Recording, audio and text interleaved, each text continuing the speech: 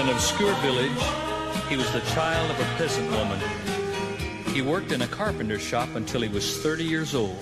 And then, for 3 years, he traveled around the country, stopping long enough to talk and listen to people and to help where he could.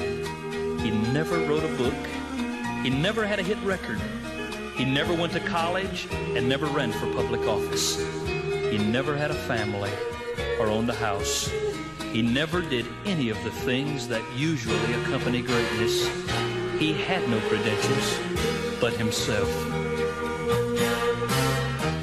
All the armies that have ever marched, all the navies that have ever set sail, all the rulers that have ever ruled, all the kings that have ever reigned on this earth, all put together, have not affected the life of man on earth like these one solitary love. But when he was only 33 years old, the tide of public opinion turned against him, and his friends all rejected him.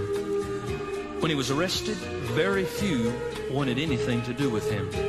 After his trial, he was executed by the state along with admitted thieves. And only because a generous friend offered his own cemetery plot was there any place to bury him. This all happened 19 centuries ago.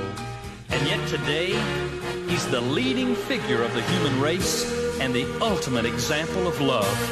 Now, it's no exaggeration to say that all the armies that have ever marched, all the navies that have ever set sail, all the rulers that have ever ruled, all the kings that have ever reigned on this earth, all put together have not affected the life of man on earth like this one solitary life.